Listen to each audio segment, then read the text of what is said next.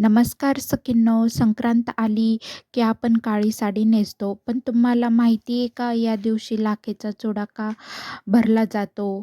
तर भारतीय संस्कृतीत लाख ही अतिशय पवित्र मानली जाते बघा. तर तुमच्याकडे पण संक्रांतीला लाखेचा चुडा भरतात का? तर आमच्याकडे पण भरतात बघा. तर तो का भरला जातो आज आपण हे पाहणार आहोत. तर मैत्रिणींनो बघा, तर मग मला आज करायच्या होत्या अशा तिळगुळाच्या पोळ्या आणि मग म्हटलं आज मी काही म्हणजे तुम्हाला वेगळं तर दाखवणार नाही आहे. पण म्हणजे की माझं सारण आधीच तयार आहे बघा. आणि कणिक पण माझी मळलेलीच आहे. सकाळी मी मुलांना टिफिन वगैरे करून दिले होते. मग कणिक पण माझी मळलेलीच होती आणि सारण पण रेडीच होतं. पण प्रत्येक गृहिणी जाणते की स्वयंपाक म्हणजे नेहमी सगळं नव्याने करणं, नव्याने सगळं परत आणखीन म्हणजे तयारी करणं, कणिक वगैरे मळणं हे प्रत्येक गृहिणीच्या स्वयंपाकामध्ये प्रत्येक गोष्ट तर नव्याने होऊ शकत नाही बघा. मग माझ्याकडे असं रेडी वगैरे होतं. म्हटलं चला मग आज आपण हे पण मैत्रिणींना म्हणजे आपली रेसिपी वगैरे शेअर करूया. आणि मग आता तुम्ही म्हणताल रेसिपी तर म्हणती आहे, अगोदर तर तयारी केलेली आहे. पण मैत्रिणींनो आता शक्यतो करून म्हणजे आपण बघा, म्हणजे आता प्रत्येक गृहिणीलाच तिळगुळाची पोळी कशी करतात हे तर येते. मी आणखी तुम्हाला काय म्हणजे नव्याने सांगणार ना. हां, पण मी तुम्हाला एक माझी नवीन टिप्स नक्की सांगणार बघा. तुम्ही ती म्हणजे करून बघा मैत्रिणींनो, की अ, म्हणजे मी ज्या प्रकारे तुम्हाला मी पोळी लाटून दाखवत आहे ना, त्या प्रकारे जर तुम्ही पोळ्या लाटल्यात, तर तुमची पोळी फुटणार नाही बघा. प्रत्येक गृहिणीची म्हणजे पोळी लाटताना ही फुटते. पण माझी जर तुम्ही ट्रिक यूज केली तर अशा प्रकारे तुम्ही पोळी लाटली तर तुमची म्हणजे पोळी फुटणार नाही बघा. मग हे बघा मी अशा प्रकारे सारणमध्ये घालून घेत होते. आणि कोणी-कोणी ना ते सारण इतकं बारीक करतं ना, त्याला फार बारीक वाटतं बघा, का तर ते फुटून बाहेर येतं म्हणून. पण आमच्या इथे बारीक नाही आवडत, तर आम्ही असं थोडंसं मोठं-मोठंच ठेवतो. तीळ, शेंगदाणे आणि गूळ घातलेला आहे. शक्यतो आम्ही चिक्कीचा गूळ तर नाही वापरत बघा पोळ्यांमध्ये. आम्ही साधाच गूळ वापरतो. जर का पोळ्या करायचा असेल तर मग आम्ही सारणामध्ये साधाच गूळ वापरतो बघा. चिक्कीचा गूळ नाही वापरत, कारण की त्याच्याने मग पोळ्या कडक होतात थंड झाल्या की. मग त्यामुळं आम्ही साधा गूळ यूज करतो बघा. आणि मग मी काय करत असते, असं सारणावरती तूप घालून घेत असते बघा. तुम्हाला दिसत असेल ते थोडंसं घट्टच राहिलं, म्हणजे मेल्ट नाही झालं. तवा आणखीन म्हणजे गरम नव्हता झाला माझा. तर मैत्रिणींनो, तुम्ही जर अशा प्रकारे सारणावरती तूप जर घालून घेतलात ना, तर तुमचं सारण पण हे कडेपर्यंत जाईल. आणि तुम्ही पुरण भरल्यासारखं हे सारण भरायचं नाही बघा. त्याला काय करायचं, तुम्ही 2 पुऱ्या लाटून घ्यायच्या आणि मग त्यावरती सारण भरायचं. ते अशा त्याच्या कडा वगैरे दाबून घ्यायच्या व्यवस्थित आणि मग त्या सारणावरती तूप वगैरे टाकायचं आणि अशा प्रकारे पोळी लाटून घ्यायची बघा.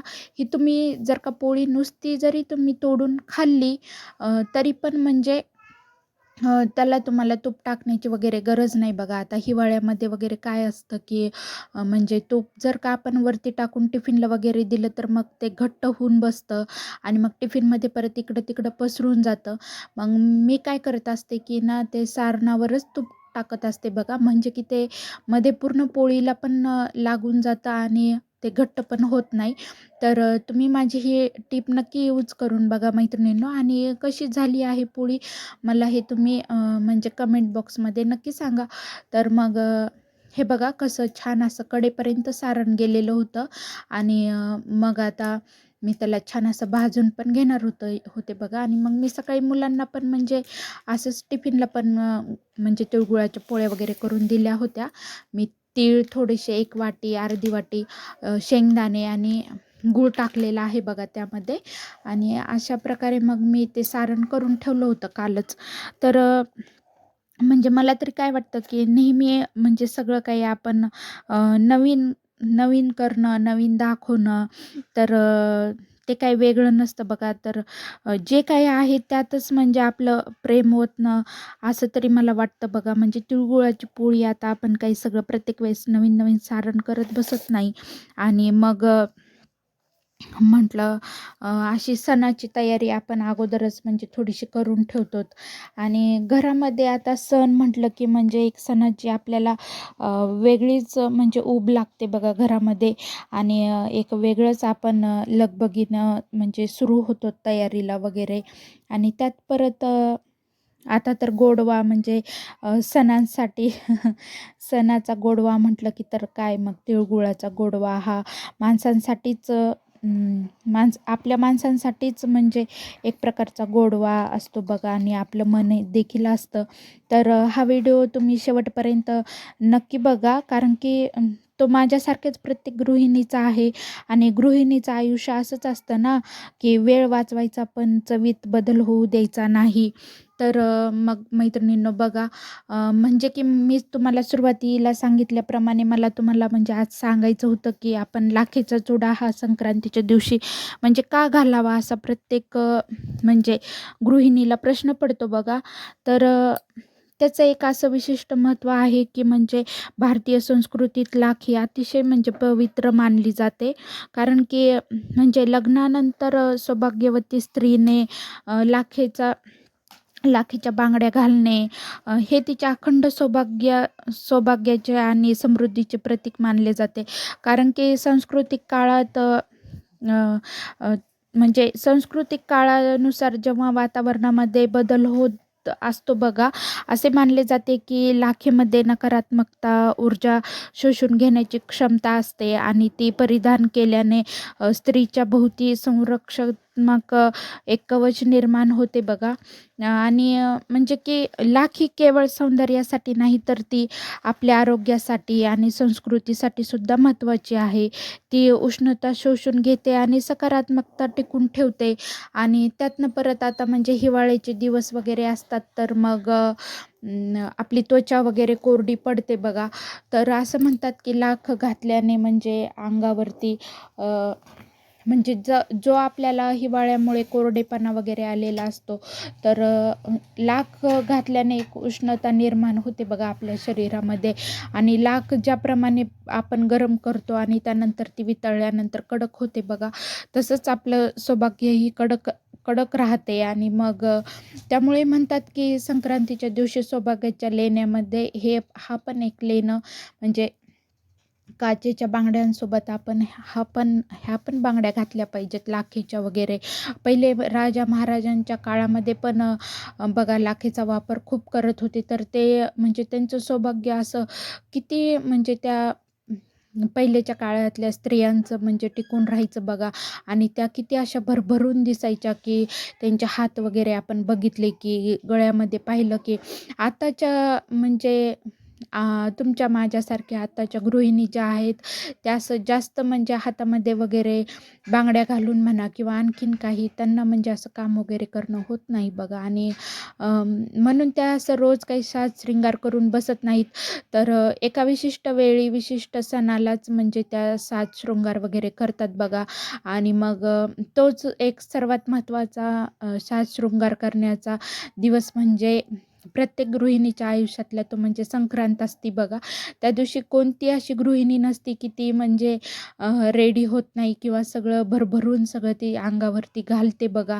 तर तिच्यासाठी तोच दिवस म्हणजे खूप असं म्हणजे नटण्याचा म्हणा किंवा मग तयार होण्याचा वगैरे त्या दिवशी ती साडी वेअर करणार आणि मनातून पुन्हा हौशेने ती तयार होत असते बघा. तर मग माझ्या आता अशा प्रकारे पोळ्या वगैरे चालू होत्या बघा. आता तुम्ही म्हणताल हिनं काय आज पोळ्या दाखवल्यात. पण मैत्रिणींनो बऱ्याचशा जणींना म्हणजे की अशा पोळ्या करताना फुटतात बघा प्रत्येकीच्या. तर म्हणून म्हटलं चला आपली जी ट्रिक आहे ती आपण आपल्या पण मैत्रिणींना शेअर करावी असं मला वाटलं. म्हणून मग मी तुमच्यासोबत शेअर केलं बघा. रोजच्या व्हिडिओमधून काहीतरी वेगळं म्हटलं. रोज-रोज पण तुम्ही तोच व्हिडिओ बघून पण कंटाळून जाणार ना. त्यामुळं म्हटलं तुम्हाला आज अशा तिळगुळाच्या पोळ्या आपण दाखवावेत आणि माझं सारण खूप मोठं आहे मैत्रिणींनो. मी त्याला बारीक केलेलं नाही आहे, कारण की आमच्याकडे असं चिकट-चिकट नाही आवडत बघा आणि ते कडेपर्यंत पण सारण असं छान जातं, पोळी पण फुटत नाही आणि विशेष म्हणजे आपण त्याच्यामध्ये तूप टाकून सारणावरती पोळी केलेली असते ना, तर ती 1 महिनाभर पोळी टिकते बघा. त्याला काहीसुद्धा होत नाही आणि तुम्ही प्रवासामध्ये सुद्धा ती पोळी म्हणजे घेऊन जाऊ शकता. असं नाही की म्हणजे त्यावरती मग आता तूप वगैरे आपण कसं खाणार? मग तूपच नसतं सोबत प्रवासामध्ये म्हणा. मग तर तुम्ही अशा प्रकारे पोळ्या वगैरे करताल, तर मग तुम्हाला त्याला तुपाची सुद्धा गरज लागणार नाही. तर या संक्रांतीला आपला मराठमोळा साज पूर्ण करा आणि लाखीच्या बांगड्या नक्की भरा. तुम्हा सर्वांना मकर संक्रांतीच्या हार्दिक शुभेच्छा. तिळगुळ खा आणि गोड-गोड बोला मैत्रिणींनो. तर मग तुम्हाला माझा संक्रांती स्पेशलचा कालचा पण मी व्हिडिओ अपलोड केलेला तुम्हाला कसा वाटला आहे मैत्रिणींनो? तर आणि हा पण माझा तुम्हाला व्हिडिओ कसा वाटला आहे? तुमच्याकडे संक्रांतीला अजून म्हणजे काय-काय करतात बघा नवीन, हे पण मला तुम्ही कमेंट बॉक्समध्ये नक्की सांगा. तर आमच्याकडे मैत्रिणींनो संक्रांतीच्या दिवशी हा लाखेचा चुडा लुटलासुद्धा जातो. म्हणजे की जसं आपण वाणामध्ये एखादी वस्तू वगैरे देतो किंवा मग काही खाण्याच्या वस्तू वगैरे आपण देतो बघा, तर त्याऐवजी आमच्याकडे हे लाखाचा चुडा पण दिला जातो प्रत्येक सुवासिनीला आणि हे सुवासिनीचं लेणं म्हटलेलं आहे. त्यामुळं मग आमच्याकडे काय करतात, प्रत्येक सुवासिनीला संक्रांतीच्या दिवशी आलेल्या हे लाखेचा चुडा बसवला पण जातो. तर धन्यवाद.